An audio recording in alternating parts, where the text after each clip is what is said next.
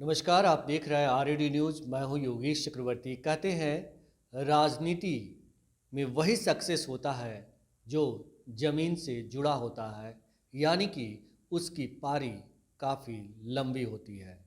लेकिन कई बार ये राजनीति ऐसा रंग दिखाती है कि ना तो आप, ना हम और ना ही जिसके साथ होता है वो ये सोच पाता है कि हाँ, कभी ऐसा भी होगा। इसका जीता जागता मिसाल है चिराग पासवान। कभी 6 सांसदों की पार्टी वाले चिराग पासवान राजनीति के बाजार में अकेले खड़े हैं और आज कहाँ ठहरे, यानी कि वो ठौर खोज रहे हैं कि हम कहाँ जाएं तो जाएं कहाँ। हालांकि खुद को वो एनडीए के साथ बताते हैं, लेकिन हकीकत क्या है वो ट्रांसपेरेंट नहीं है, पारदर्शी नहीं है। उसमें कितनी सच्चाई है ये कोई नहीं जानता।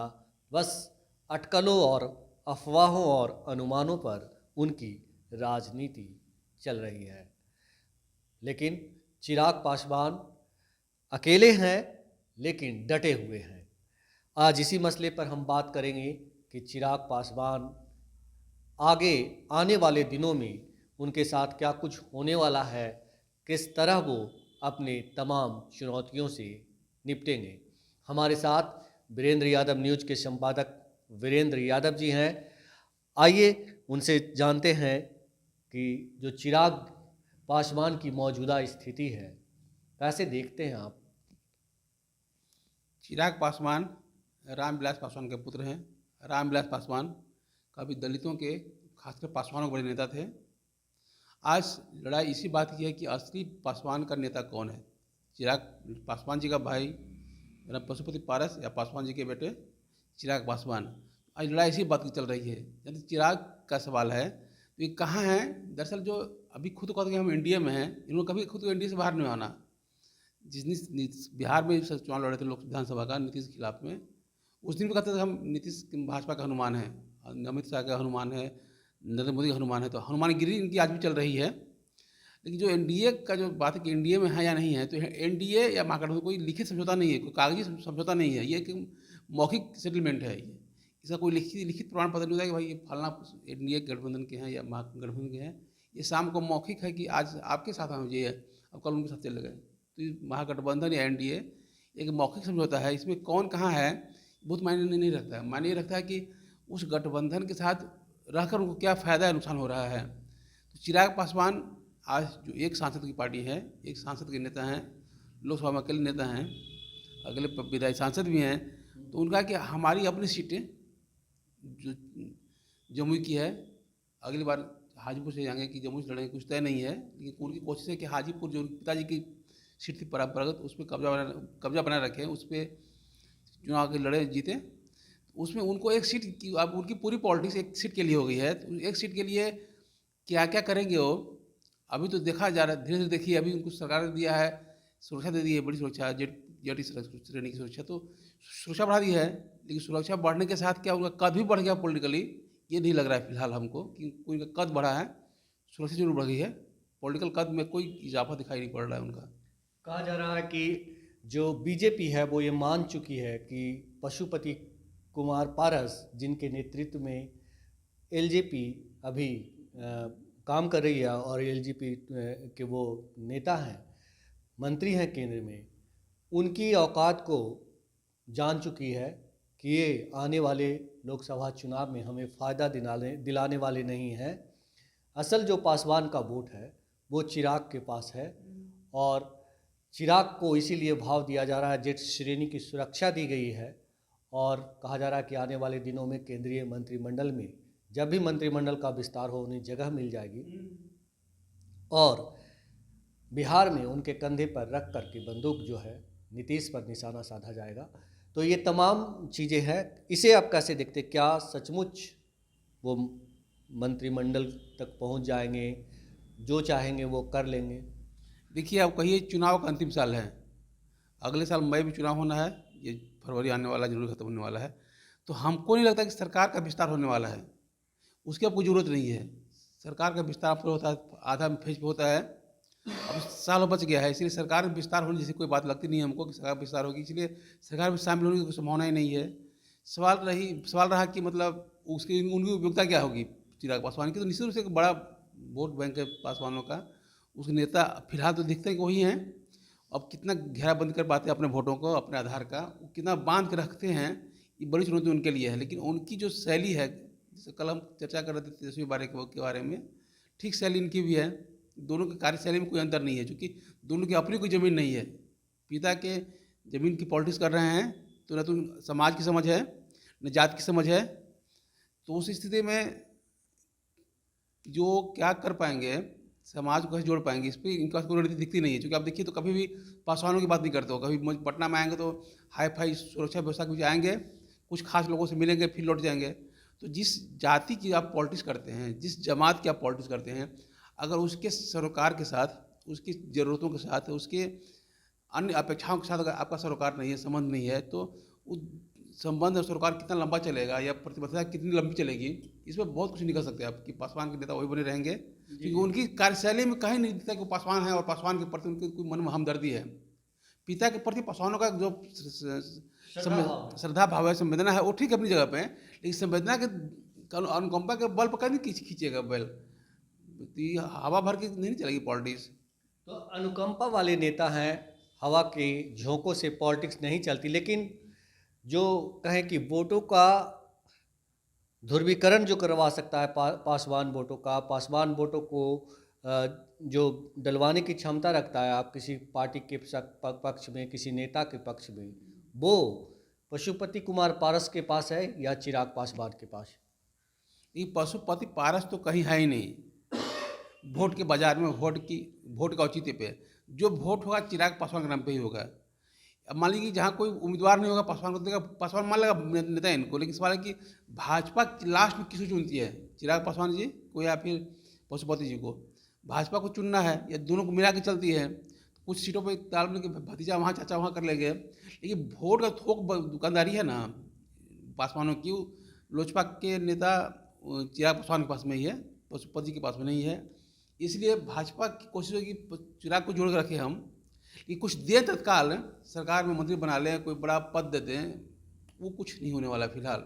जी, वो नहीं होने वाला है। लेकिन जिस तरह चिराग पासवान ने लॉयल्टी दिखाई है बीजेपी के साथ, वे हमेशा कहते रहे हैं कि हम तो हनुमान हैं, हम प्रधानमंत्री के हनुमान हैं। तमाम विपरीत परिस्थितियों के बावजूद वो इससे अपनी बातों से अलग नहीं हुए और उनके साथ चट्टान की तरह जुटे रहे।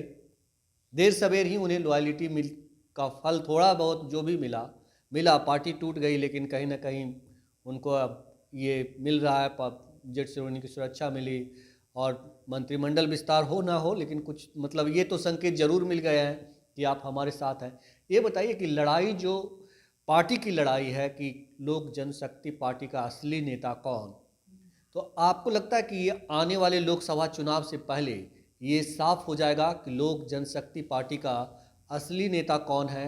और जब ये साफ होगा तो चिराग पासवान अपने चाचा को, जो इनके पीठ में खंजर कहते हैं लोग भोंकने का काम किए हैं, उनको उनकी औकात भी बताएंगे? ये कोई सवाल ही नहीं है। ये पासवान वोट ठेकेदार चिराग पासवान ही है, इसमें कहीं कोई कन्फ्यूजन नहीं है जी। अगर नेता बने हैं पशुपति, चूँकि एमपी थे, वो एमपी से तो नहीं हटा सकते ना आप। लेकिन बेस की जो बात है, जहाँ तक पासवानों की बेस की बात है, चिराग के पास ही है। उसके नाम पर वोट जहाँ जाएगा वहाँ जाएगा। लेकिन इसके उसमें पशुपति जी का कोई भूमिका नहीं है। सत्ता में है, चूँकि एमपी थे, 5 को सांसद तोड़ के लाए थे, सपोर्ट कर रहे थे, तो मंत्री पद मिल गया उनको। ये पासवान जी के देहांत के बाद जो पद खाली हुई थी, तो सीट खाली हुई थी, तो किसी के साथ वो रखना था, तो चाचा भतीजा भाग गया था, मतलब बेटा उनका दूसरे खेमे में तत्काल। लेकिन लगता था कि भागा नहीं था, लगता था कि भाग गया है, लेकिन था तो वहीं पे, चिराग पासवान वहीं पे थे, उसी खेमा में थे, लेकिन दिखता था कि चले गए दूसरे खेमा में। उसका नुकसान हुआ उनको कि उनकी जगह चाचा मंत्री बन गए। लेकिन पासवानों का जो बेस वोट है आज भी चिराग के साथ है। जब अगर रहेगा तो फिर बिखर जाए तो बिखर जाएगा। जब तक एकजुट है तो चिराग के साथ में ही है, बिखरने के बाद कहीं जा सकता है पासवान। नहीं जी, वो तो ठीक है। हमारा सवाल ये है कि चिराग पासवान के साथ वोट तो ज़रूर है, लेकिन जो स्थिति है उनकी, आपने कहा कि आने वाले चुनाव में वो हाजीपुर से चुनाव लड़ेंगे या जमुई से लड़ेंगे, तो स्थिति क्या पैदा होती है वो देखने वाली बात होगी। क्या जिस तरह से चाचा ने उनके साथ व्यवहार किया, बाकी के जो उनके चाचा के साथ जो एमपी हैं वो कह रहे हैं कि वो सब बीजेपी के टिकट पे लड़ेंगे, कुछ जेडीयू के टिकट पे लड़ेंगे, तो आखिर चुनाव में तो शायद कैंडिडेट भी इनको खोजना पड़ेगा कि हम किसको टिकट दें। टिकट मिलेगा तभी ना भाई। देखिए अभी तक देखिएगा आप, तो भाजपा चाहे जहाँ भी रहे हो पासवान जी, वो अपने परिवार की सीट खोजते रहे हैं, कहीं बेटा के लिए, कहीं भाई के लिए, कहीं भतीजा के लिए। उनकी पूरी दलित पॉलिटिक्स, पूरा दुसाध राजनीति सिर्फ भाई के भतीजा के लिए रहा है। उसका आगे सोचा ही नहीं कभी उन्होंने। उनके पार्टी में कभी किसी तीसरे को टिकट नहीं मिला दलितों में, खासकर पासवानों में। जब मिला तो भाई को मिला, भतीजा को मिला, एमपी के आए। तो हम अपने कास्ट के लोग, हम तो उनकी जाति की बात कर रहा हूँ मैं। अब जब जाति की बात आती है टिकट देने के लिए, मैंने रिजर्व सीट के लिए, तो सब अपने बराबर अपने भाइयों को लेकर आए हैं, भाई को, भतीजा को, बेटा को, जिसको लाना हो लाया। उन्होंने कभी दूसरे जाति के, दूसरे पसंद की चिंता नहीं की। उनकी पूरी पॉलिटिक्स अपने परिवार को स्ट्रॉन्ग करने की थी, उन्होंने किया, कोई गलती नहीं थी। अब उसी में कहा कि वो जिसको पाला पोसा आपने, उसी वही आप पीछे चढ़ गया। तो जिसको चिराग, जिसको मतलब पासवान जी अपने भाई को बढ़ाया, बहुत आगे बढ़ाया, दोनों भाई को बढ़ाया, भतीजा को बढ़ाया। भतीजा बाद में आया था, भाई साहब को बढ़ाया, लेकिन बाद में वो लोग उनकी कंधे पर चढ़ गए। तो होता है पॉलिटिक्स। देखिए पॉलिटिक्स वफादारी का नाम नहीं है, गद्दारी का नाम है, ठीक है ना। जो पॉलिटिक्स में गद्दार होगा वही शीर्ष तक जा सकता है। वफादार आदमी तो जिंदगी में झूला ढोएगा। अब पूरी इतिहास देख लीजिए पॉलिटिक्स का, कभी भी कोई वफादार आदमी शीर्ष तक नहीं गया है। शीर्ष पे वही गया है, या तो भ्रष्ट हो या गद्दार हो। मेरा अपना मानना है, उदाहरण पड़ा हुआ है, पूरा इतिहास देख लीजिए उठा के। शीर्ष वही गया पॉलिटिक्स सत्ता के केंद्र में, जो या गद्दार हुआ है, भ्रष्ट हुआ है। नहीं, हम वो तो आप ठीक कह रहे हैं कि यहाँ मतलब आप दो टूक बातें कर रहे हैं कि उनको चाचा को मौका मिला और उन्होंने ये इस बात की ध्यान नहीं रखी कि हमारे भाई ने हमारे साथ क्या किया, किस तरह का व्यवहार किया। लेकिन आपने एक बात और कही कि पासवान जी ने, रामविलास पासवान जी ने हमेशा जो है परिवारवाद की पॉलिटिक्स की।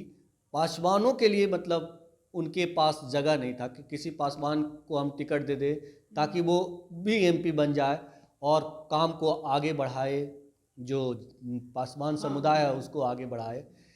आखिर क्या वजह है कि जब कोई शख्स खुद के मतलब अगर विस्तार की बात होती है तो वो खुद तक सीमित रखता है, अपने परिवार तक सीमित रखता है, इसके बावजूद जाति जो है उसके लिए जाति के लोग मरते हैं। इसके पीछे का गणित क्या है?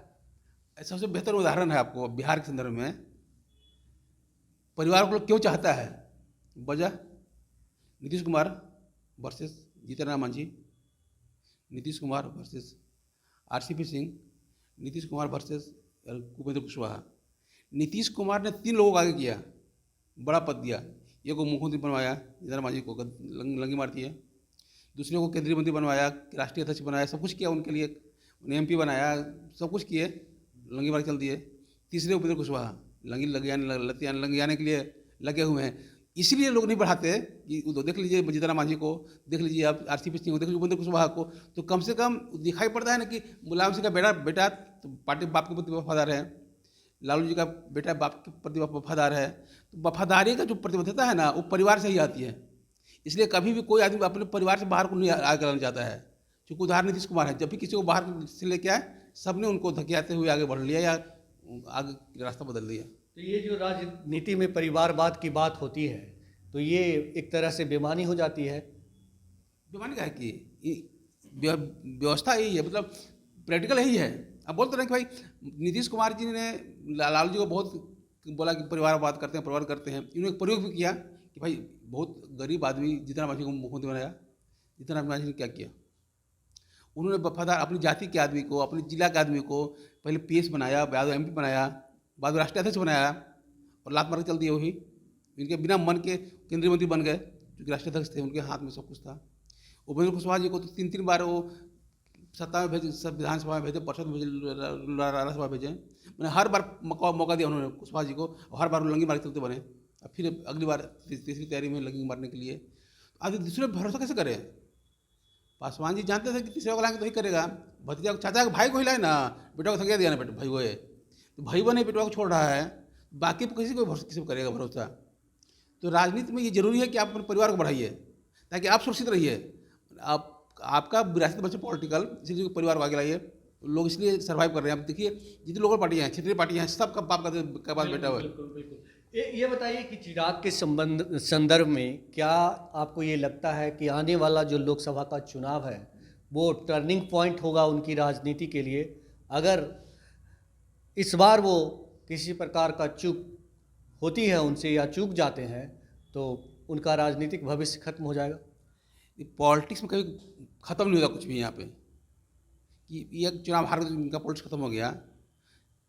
एक घटनाक्रम है कि एक चुनाव आप हारते हैं, कभी जीतते हैं, कभी हारते हैं, ये पॉलिटिकल घटनाक्रम है। ये खत्म होने का प्रमाण पत्र नहीं है कि चुनाव हार गए आप तो खत्म हो गए। 2010 में आरजेडी 22 पे आ गई थी, फिर 80 पहुँच गई। खत्म कुछ नहीं होता। जो चुनाव हारता है बाद में वही मुख्यमंत्री बन गया। जिस तरह मान लीजिए विधानसभा चुनाव, लोकसभा चुनाव हार गए थे, बाद में सीएम बन गए। तो ये सब हार पॉलिटिक्स में कुछ खत्म नहीं होता। लेकिन सवाल ये है कि चिराग पासवान कहाँ रहेंगे। उनको दो बड़ा सवाल है, चिराग पासवान जमुई में रहेंगे, हाजीपुर में रहेंगे। तो उनकी जो प्रायोरिटी है अब जमुई नहीं है, अब हाजीपुर है। बाप की जगह अपना पदस्थापन चाहते हैं कि हाजीपुर में चुनाव लड़े। तो उसमें जो दोनों चाचा भतीजा बहस होगी, लड़ाई होगी, इसी चीज़ को लेकर होगा। लेकिन घुमा फिरा के फिर तीनों मिल के तो सीट कब्जा कर लेगा। एक चले जाएगा जमुई, खुद चले जाएंगे पशुपति पारा से, ये चले जाएंगे यहाँ पे, वहाँ पर प्रिंस कुमार है ये समस्तीपुर में। तो इनका सेटलमेंट भाइयों का है ना, उससे कुछ नहीं है। लास्ट आते आते सब मिलजुल के तीनों इस कुनबे में कोई टकराव नहीं होगा। कुनबे में टकराव नहीं होगा। क्या ये कुनबा जिन जगहों पे है जहाँ से का ये प्रतिनिधित्व करते हैं, खुद हम चिराग पासवान की बात करें जमुई की, तो क्या वहाँ की जनता के साथ इन्होंने सही मतलब प्रतिनिधि होने का मतलब फ़र्ज निभाया है सही तरीके से? सही होगा पैमाना क्या है, सही है खराब? प्रतिनिधि एमपी तो है, प्रतिनिधि फर्ज क्या होता है? काम करना। भाई आपके मुद्दों को लोकसभा उठा रहा है तो बिहार का मुद्दा उठाता है, या फिर तो वो कोई मुद्दा नहीं कि अपनी काम कर रहा है कि नहीं कर रहा क्षेत्र के लिए। लेकिन सवाल है कि अगली बार चुनाव में वो अपने आप कहाँ से पाते हैं, हाजीपुर में या जमुई में। जो तो पिताजी की समीकरण था, वो ऐसा दौर था कि कुछ लोगों को मिल जाता है, सौभाग्य से मिल जाता है। तो ऐसा समीकरण बना कि दोनों बार चुनाव जीतते गए, 19 में भी और 14 में भी। और 24 में उनको पहली बार लग रहा कि हम अब कोई साया तो है नहीं, पिता का साया उठ ही गया माथे से। चाचा तो पहले ही उनका टोपी उतार चुके हैं, और जाति का कोई सवाल भरोसा नहीं कि कहाँ चल जाए कब। उस समीकरण में अपने लिए एक सीट सेफ सीट खोज लीजिए, सुरक्षित सीट मिल जाए इनको, हाजीपुर या जमुई। तो फिर हमको लगता है कि लास्ट तक चिराग पासवान चाचा भतीजा के आपसी समझौते में खुद जमुई चले आएंगे, सॉरी हाजीपुर चले आएंगे, चाचा को जमुई भेज देंगे, और परिवार का कुल बात सेट। 6 सीट हैं रिजर्व में। भाई 6 में तो मतलब भाजपा भी तो लड़ाएगी ना, सिर्फ लोजपा को तो नहीं देगी ना। जी जी। तो उसका कोई अपना सेफ रहे कि कुछ तो जो 3 सीट देगी, लोग को 2-3 सीट देगी। तो चाचा भतीजा और बेटा भतीजा में से निपट नहीं पटा लेगा ये लोग। उससे ज़्यादा पूरी रामविलास परिवार की पॉलिटिक्स परिवार के सर्वाइवल की रही है, उससे आगे नहीं गई है। आगे भी यही होने वाला है, कम से कम अपने परिवारों में तो उससे आगे नहीं जाने वाले। चौथा कोई उस परिवार में नहीं आने वाले पासवान उभर के। जो भी आएगा उसी में से उन्हीं का कोई और नया बच्चा पैदा हो जाए, आ जाए, वो हो सके। मान लीजिए आज चिराग हैं, फिर उनकी जगह कोई चचेरा भाई आ जाएगा, कोई चचेरा फुफेरा भाई आ जाएगा। फुफेरा भी नहीं की, चचेरे में भाई में जो भी आएगा। लेकिन जिस तरह से पशुपति कुमार पारस मतलब अपने भतीजा को लताड़ते रहे हैं, उनके तमाम चीज़ों का खुलासा करते रहे हैं, आरोप लगाते रहे हैं, क्या लगता है कि ये परिवार एक हो पाएगा अब? अरे भाई परिवार थोड़े होते हैं, अवसर एक करता है आदमी को, अवसर, मजबूरी, व्यवस्था। जनता कहीं इस पूरी पॉलिटिक्स जनता कहीं नहीं होती है। जनता का मतलब वोट देना। वोट के लिए जो कर जनता से करवा लीजिए आप, लेकिन वोट दे रहे हो जनता कहाँ बचती है फिर 5 साल बाद ना। और अभी जो मुल्क क्या कि हमारी सर्वाइवल बचा रहे, हमारी सीट बची रहे। तो अगर मान लीजिए भाजपा में दोनों रहेंगे साथ में एनडीए के कथित, तो जो भाजपा के सुन लेंगे, कहाँ ही लड़ाई, कहाँ लड़ने की लड़ाई कहाँ है। सर्वाइवल सबसे बड़ा है कि अब हमारी कुर्सी बची रहे, ये सबसे बड़ी जरूरत है। सरकार का काम है ना कि सरकार बची रहे, सरकार का पहला काम होता है सरकार बची रहे। उस तरह एक विधायक या एमपी काम होता है कि हमारी कुर्सी अगली बार भी बची रहे। उसके लिए जो करना वो करेंगे। तो लास्ट तक कुछ नहीं होगा। चुनाव आते आते दोनों चाचा भतीजा मिलेंगे, नहीं मिलेंगे तो तू कोना पे तोड़ घर, हमारे कोना पे अपन को तोड़ घर, बाकी एक दूसरे पत्थर मत फेंको। तो अपन घर में मजा कर, हम अपने घर में मजा करी थी, ये चलेगा। इसमें कहीं लड़ाई की कोई संभावना नहीं दोनों चाचा भतीजा में। तो चाचा भतीजे में लड़ाई की कोई संभावना नहीं है। लेकिन चिराग पासवान फिलहाल राजनीति में ठौर खोज रहे हैं और उनका ठिकाना जो है हाजीपुर बनने वाला है, क्योंकि अब उनके साथ कोई नहीं है, अकेला है, तो किसी न किसी तरह वो अपने पिता की विरासत को बचाना चाहते हैं और उस विरासत के जरिए आगे की सियासत का सफ़र तय करना चाहते हैं। अगर आपको हमारा ये डिस्कशन अच्छा लगा हो तो आप हमें YouTube पर सब्सक्राइब करें, लाइक करें, ज़्यादा से ज़्यादा शेयर करें। आप हमें फेसबुक पर फॉलो कर सकते हैं, लाइक कर सकते हैं, शेयर कर सकते हैं।